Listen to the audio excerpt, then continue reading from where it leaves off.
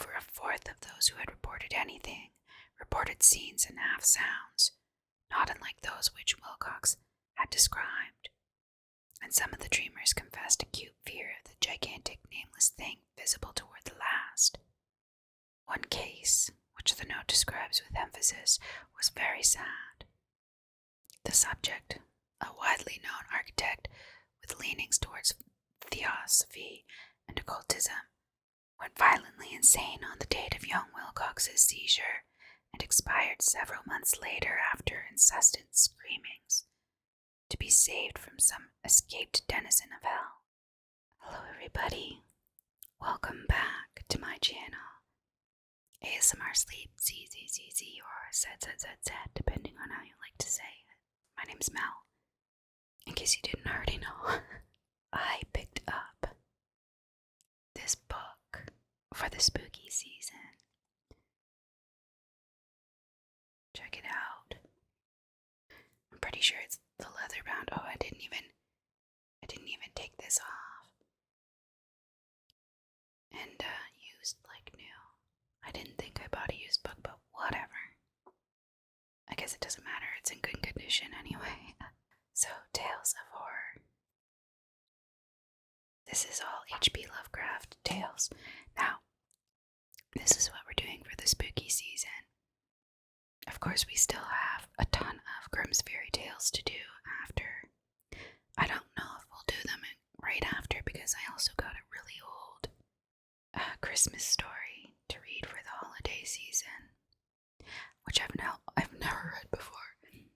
I believe it's from the same writer as who wrote The Wizard of Oz, so that should be interesting. This is my first actual recording since I was injured. Technically, I'm still recovering. I can walk around enough so far. Fingers crossed that never happens again. Check it out. So I changed the cloth for the spooky season. And as you can see here, I have this little skull with a candle, which actually this candle was the only one I could find. It was the only type I could find anyway. There's a few more of them, but it's actually a scented, like, Christmas scent. Good thing there's no smell-o-vision. It wouldn't fit the theme. Anyhow, I'm not sure if it's going to look cool or what lit, but we'll find out in post-production. So, H.P. Lovecraft, Tales of Horror. You know what? We're not gonna get through this book. Look at how big it is. Like, it is thick. Look at this. Now, you may have noticed on my channel, or maybe not, but I did one of H.P. Lovecraft's stories, The Alchemist, before. I don't think it's in this book, maybe not. Maybe not. Anyway, it doesn't look like it's in this book, so that's fine. But, yeah, I did The Alchemist before. Yeah, it was an interesting story.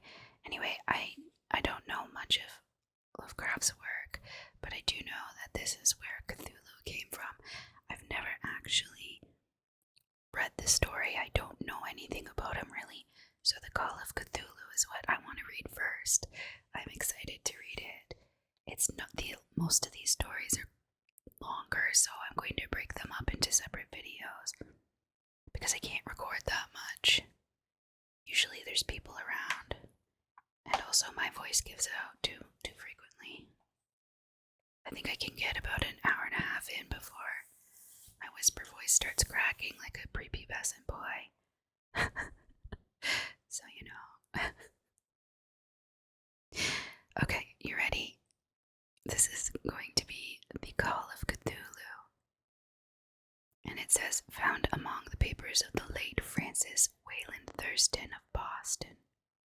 Of such great powers, or beings, there may be conceivably a survival of a hugely remote period when consciousness was manifested, perhaps in shapes and forms long since withdrawn.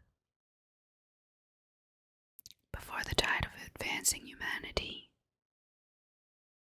forms of which poetry and legend alone have got a flying memory, and called them gods, monsters, all sorts and kinds. Algernon Blackwood. Part 1. The Horror in Clay. The most merciful thing in the world, I think, is the inability of the human mind to correlate all its contents. We live on a placid island of ignorance, in the midst of black seas of infinity, and it was not meant that we should voyage far. The sciences, each straining in its own direction, have hitherto harmed us little. But someday the piecing together of dissociated knowledge will open up such terrifying vistas of reality and of our frightful position therein, that we shall either go mad from the revelation, or flee from the deadly light into the peace and safety of a new dark age. Theosophists have guessed at the awesome grandeur of the cosmic cycle, wherein our world and human race form transient incidents. They have hinted at strange survivals in terms which would freeze the blood if not masked by a bland optimism. But it is not from them that there came the single glimpse of forbidden aeons which chills me when I think of it and maddens me when I dream of it. That glimpse, like all dread glimpses of truth, flashed out from an accidental piecing together of separated things. In this case, an old newspaper item and the notes of a dead professor. I hope that no one else will accomplish this piecing out. Certainly, if I live, I shall never knowingly supply a link in so hideous a chain. I think that the professor, too, intended to keep silent regarding the part he knew, and that he would have destroyed his notes had not sudden death seized him. My knowledge of the thing began in the winter of 1926 to 27, with the death of my granduncle George Gamel Angell, Professor Emeritus of Semitic Languages in Brown University, Providence, Rhode Island. Professor Angell was widely known as an authority on ancient inscriptions, and had frequently been resorted to by the heads of prominent museums, so that his passing at the age of 92 may be recalled by many.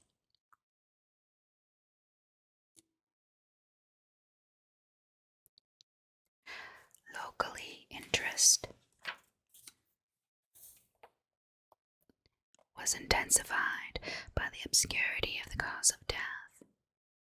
The professor had been stricken whilst returning from the Newport boat, falling suddenly, as witnesses said, after having been jostled by a nautical-looking black man who had come from one of the queer dark courts on the precipitous hillside, which formed a shortcut from the waterfront to the deceased's home in William Street. Now, just as an aside, this book does not say black man, but I am uncomfortable with using some of the terms that have been written here. Keep in mind, this book is like 100 years old, or like the stories are around that. So, there will be themes that are not appropriate today. So I will change wording sometimes in these stories because I'm just not comfortable reading them as they are. But anyway, let's continue. Physicians were unable to find any visible disorder, but concluded, after perplexed debate, that some obscure lesion of the heart, induced by a brisk ascent of so steep a hill by so elderly a man, was responsible for the end. At the time I saw no reason to dissent from this dictum, but latterly I am inclined to wonder, and more than wonder. As my granduncle's heir and executor, for he died a childless widower, I was expected to go over his papers with some thoroughness, and for that purpose moved his entire set of files and boxes to my quarters in Boston. Much of the material which I correlated will be later published by the American Archaeological Society. But there was one box which I found exceedingly puzzling, and which I felt much averse from showing to other eyes. From showing to other eyes. It had been locked, and I did not find the key till it occurred to me to examine the personal ring which the professor carried always in his pocket. Then indeed I succeeded in opening it, but when I did so seemed only to be confronted by a greater and more closely locked barrier. For what could be the meaning of the queer clay bas-relief and the disjointed jottings, ramblings, and cuttings which I found? Had my uncle in his latter years become credulous of the most superficial impostures? I resolved to search out the eccentric sculptor responsible for this apparent disturbance of an old man's peace of mind. The bas-relief was a rough rectangle, less than an inch thick and about 5 by 6 inches in area, obviously of modern origin. Its designs, however, were far from modern in atmosphere and suggestion, for although the vagaries of cubism and futurism are many and wild, they do not often reproduce that cryptic regularity which lurks in prehistoric writing. In writing of some kind, the bulk of these designs seems certainly to be, though my memory, despite much familiarity with the papers and collections of my uncle, failed in any way to identify this particular species, or even to hint at its remotest affiliations. Above these apparent hieroglyphics was a figure of evidently pictorial intent, though its impressionistic execution forbade a very clear idea of its nature. It seemed to be a sort of monster, or symbol representing a monster, of a form which only a diseased fancy could conceive. If I say that my somewhat extravagant imagination yields simultaneous pictures of an octopus, a dragon, and a human caricature, I shall not be unfaithful to the spirit of the thing. A pulpy tentacled head surmounted a grotesque and scaly body, with rudimentary wings. But it was the general outline of the whole which made it most shockingly frightful. Behind the figure was a vague suggestion of a cyclopean architectural background. The writing accompanying this oddity was, aside from a stack of press cuttings, in Professor Angel's most recent hand, and made no pretense to literary style. What seemed to be the main document was headed Cthulu Cult, and characters painstakingly printed to avoid the erroneous reading of a word so unheard of.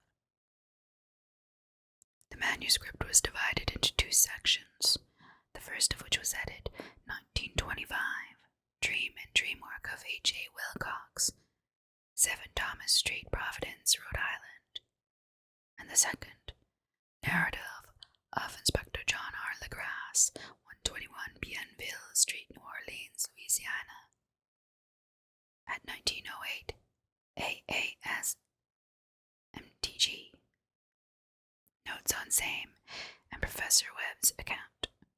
The other manuscript papers were all brief notes, some of them accounts of the queer dreams of different persons, some of them citations from theosophical books and magazines, notably W. Scott Elliott's Atlantis and the Last Lemuria, and the rest comments on long-surviving secret societies and hidden cults, with references to passages in such mythological and anthropological source books as Fraser's Golden Bough and Miss Murray's Witch Cult in Western Europe. The cuttings largely alluded to mental illnesses and outbreaks of group folly or mania in the spring of 1925. The first half of the principal manuscript told a very peculiar tale. It appears that on March 1st, 1925, a thin, dark young man of neurotic and excited aspect had called upon Professor Angel, bearing the singular clay bas-relief, which was then exceedingly damp and fresh. His card bore the name of Henry Anthony Wilcox, and my uncle had recognized him as the youngest son of an excellent family. It was lightly known to him, who had latterly been studying sculpture at the Rhode Island School of Design, and living alone at the Fleur-de-Lis building near that institution. Wilcox was a precocious youth of known genius, but great eccentricity, and had from childhood excited attention through the strange stories and odd dreams he was in the habit of relating. He called himself psychically hypersensitive, but the staid folk of the ancient commercial city dismissed him as merely queer. Never mingling much with his kind, he had dropped gradually from social visibility, and was now known only to a small group of aesthetes from other towns. Even the Providence Art Club, anxious to preserve its conservatism, had found him quite hopeless. On the occasion of the visit ran the professor's manuscript. The sculptor abruptly asked for the benefit of his host's archaeological knowledge in identifying the hieroglyphics on the bas-relief. He spoke in a dreamy, stilted manner, which suggested pose and alienated sympathy, and my uncle showed some sharpness in replying for the conspicuous freshness of the tablet.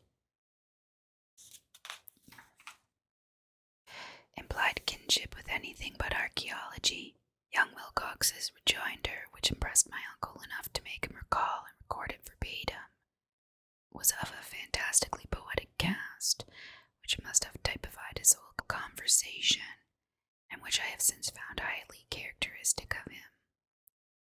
He said, "It is new, indeed, for I made it last night in a dream of strange cities. Dreams are older than brooding Tyre, or the contemplative Sphinx, or garden-girdled Babylon." It was then that he began that rambling tale which suddenly played upon a sleeping memory and won the fevered interest of my uncle. There had been a slight earthquake tremor the night before, the most considerable felt in New England for some years, and Wilcox's imagination had been keenly affected. Upon retiring, he had had an unprecedented dream of great cyclopean cities of Titan blocks and sky-flung monoliths, all dripping with green ooze and sinister with latent horror.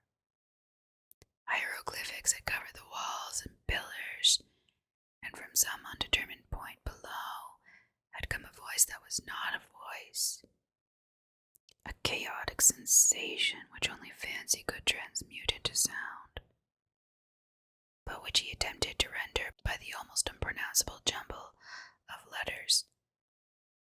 Cthulu, Fatum. I don't know if that's how you pronounce the second part. This verbal jumble was the key to the recollection which excited and disturbed Professor Angel. He questioned the sculpture with scientific minuteness and studied with almost frantic intensity the bas-relief, on which the youth had found himself working, chilled and clad, only in his night-clothes, when waking had stolen bewilderingly over him. My uncle blamed his old age. Wilcox afterwards said, for his slowness in recognizing both hieroglyphics and pictorial design. Many of his questions seemed highly out of place to his visitor, especially those which tried to connect the latter with strange cults or societies. And Wilcox could not understand the repeated promises of silence which he was offered in exchange for an admission of membership in some widespread mystical or paganly religious body. When Professor Angel became convinced that the sculptor was indeed ignorant of any cult or system of cryptic lore, He besieged his visitor with demands for future reports of dreams.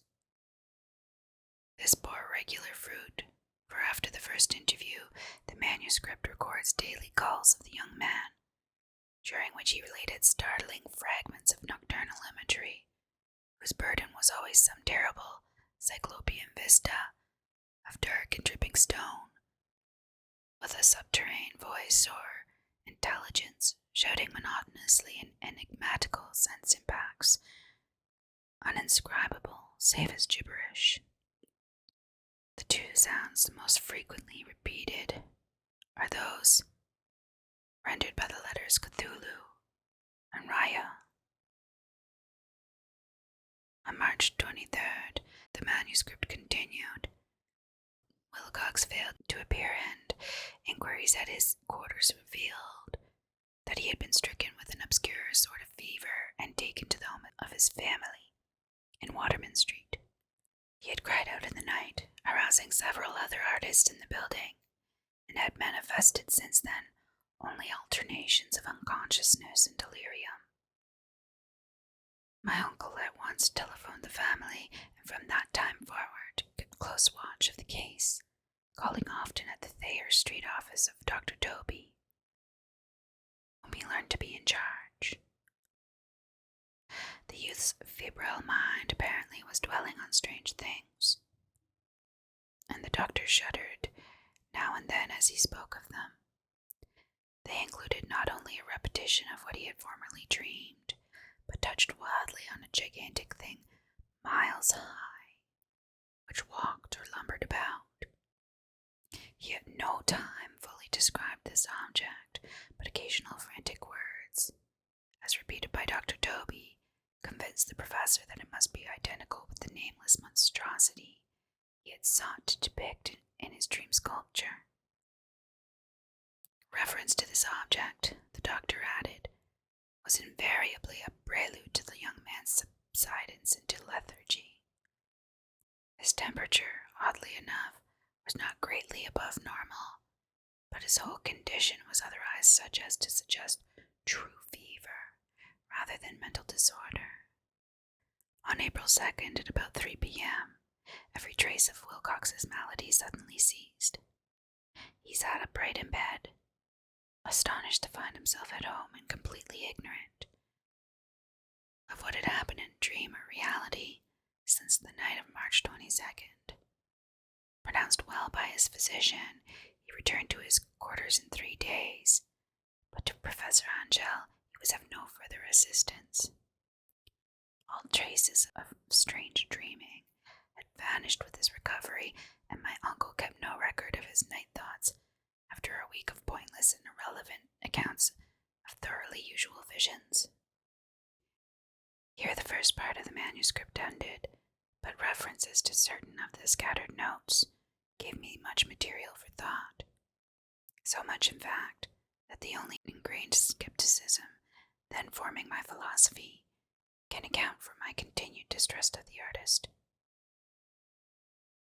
The notes in question were those descriptive of the dreams of various persons covering the same period at that in which young Wilcox had had his strange visitations.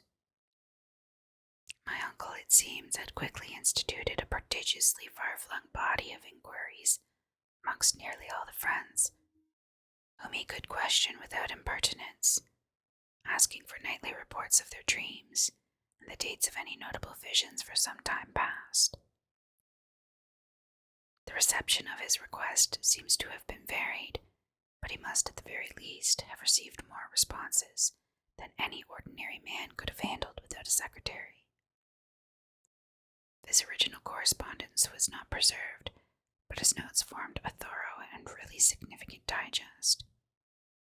Average people in society and business, New England's traditional salt of the earth, gave an almost completely negative result. Though scattered cases of uneasy but formless nocturnal impressions appear here and there, always between March the 23rd and April 2nd, the period of young Wilcox's delirium, scientific men were little were cases of vague description, such as fugitive glimpses of strange landscapes, and in one case there is mentioned a dread of something abnormal. It was from the artists and poets that the pertinent answers came, and I know that panic would have broken loose had they been able to compare notes. As it was, lacking their original letters, I half suspected the compiler of having asked leading questions, or of having edited the correspondence in corroboration of what he had latently resolved to see. That is why I continued to feel that Wilcox, somehow cognizant of the old data which my uncle had possessed, had been imposing on the veteran scientist. These responses from aesthetes told a disturbing tale. From February 28th to April 2nd, a large proportion of them had dreamed very bizarre things, the intensity of the dreams being immeasurably the stronger during the period of the sculptor's delirium. Over a fourth of those who had reported anything reported scenes and half sounds, not unlike those which Wilcox had described, and some of the dreamers confessed acute fear of the gigantic nameless thing visible toward the last. One case, which the note describes with emphasis, was very sad. The subject, a widely known architect with leanings towards theosophy and occultism,